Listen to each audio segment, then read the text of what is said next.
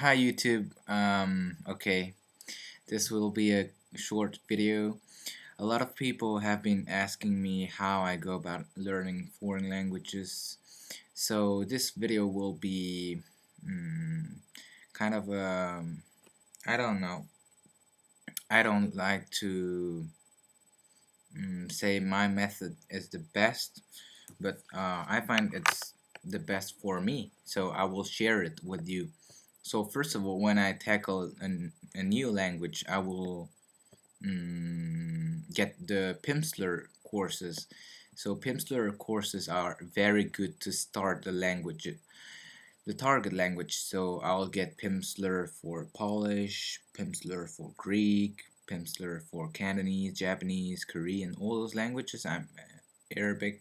I'm interested in, and yeah, if you use, I'll just use Pimsleur, no script, just listen to the language and get the basic sounds and greetings and all those stuff.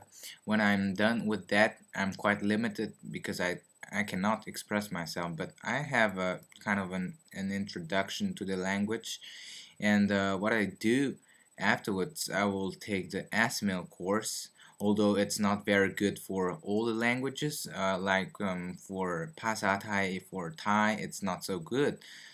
But for European languages, it's excellent. You can use it for Spanish, Italian, German, French, all those languages, it's excellent. I'll go through the ASML course, and basically what I do when I use ASML courses, I listen a lot. I listen a lesson when it's kind of an exotic language like Arabic or Indonesian or Japanese. I will listen to the dialogue maybe 10 times, 15 times until I get the sound. So I listen like 5 times, and I don't understand what I'm listening, but it's kind of you're getting your ears. They have to be. I don't know how to say it. Just focus on the sound, how it sounds, and you have to be interesting. Oh, this word I know, this word I don't know, and then you'll go to the you'll look into the book, and you'll say, oh, okay, I listened to that, and you'll figure out what it means, and then you can listen the records and read at the same time you read yeah, the dialogue, and yeah, you do that. You read a lot. You don't have to memorize anything. Your brain is gonna absorb everything, so you just read it, read it, read it, and then read it over and over 5, 10 times the same lesson, and you listen to it. And then tomorrow or the day after, you will go back to this lesson, read it twice, and listen it again and again. And you'll move on to the next chapter. And you do that with ASML courses until you get to the uh, lesson number 50, and then you do their technique. It's that you switch from passive learning to active learning, and you'll learn to translate from the source language to the target language, and this is very good. Your brain will get the structure without any grammar. That's how you should start, because when you are a child, you never learn grammar. You have to learn grammar afterwards when you are fluent and you still make mistakes, and then you'll learn grammar mm, to remove those mistakes. But you will never be fluent if you just study, let's say, grammar and over and over grammar rules. You will never be able to communicate effectively. So when you are done with ASML courses, you can get other resources, and try to find resources with audio files you can download on the internet on UZ Translations. This is a very good site. You go there, you just download the audio files, and you just work. And then when you're whenever I have the opportunity, I want to practice the language, no matter how many words I know, no matter if I'm ready or not. I want to practice what I have been learning, so I will do it for any language. Well, English I don't have that many opportunities to practice it just on YouTube, because here nobody speaks English. Nobody speaks English. This is just a reality. If you go to the into the public transportation, you will never hear English. At least it's kind of seldom.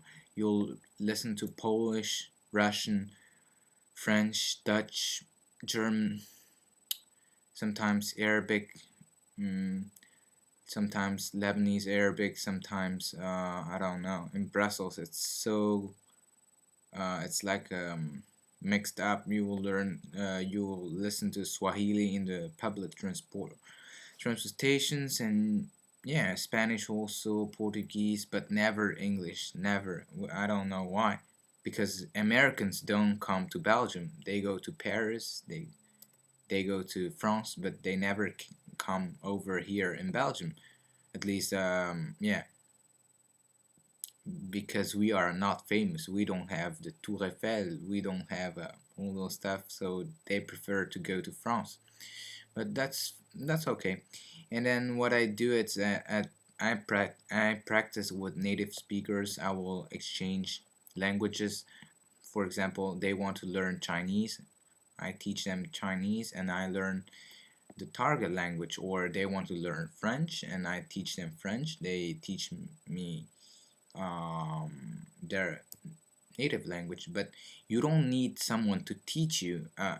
You need to get a lot of input and then speak to the native speaker, and then get better and ask him to correct you. For me, that is so important.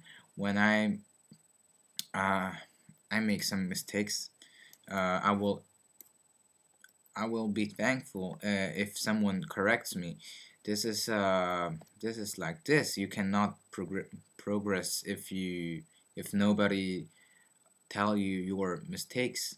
And I'm sure when I'm speaking English, I'm making a lot of mistakes because I never lived in an English speaking country. So I learned English just by listening and doing some homeworks. I didn't pay attention to the grammar, because when you know the grammar, you will never be able to speak the language. This is the fact. Steve Kaufman already told it.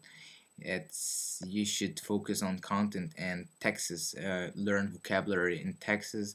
Never learn words separately. Never learn vocabulary list. Never learn grammar. This is my principles. Never learn grammar before you're ready for it.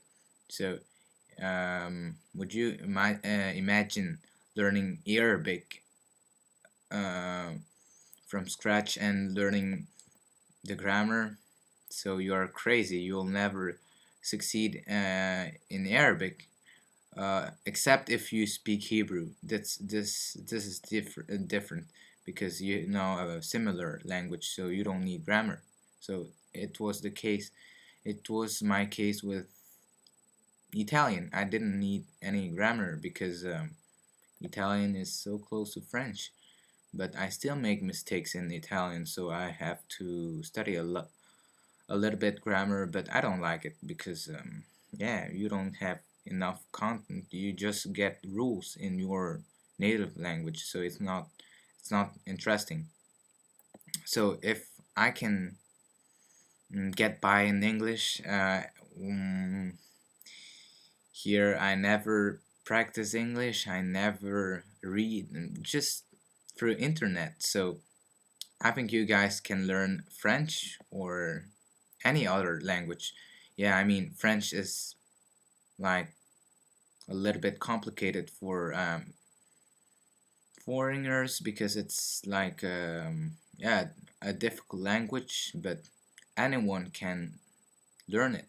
So I hope it's helpful, and I'll see you in the next video. Goodbye.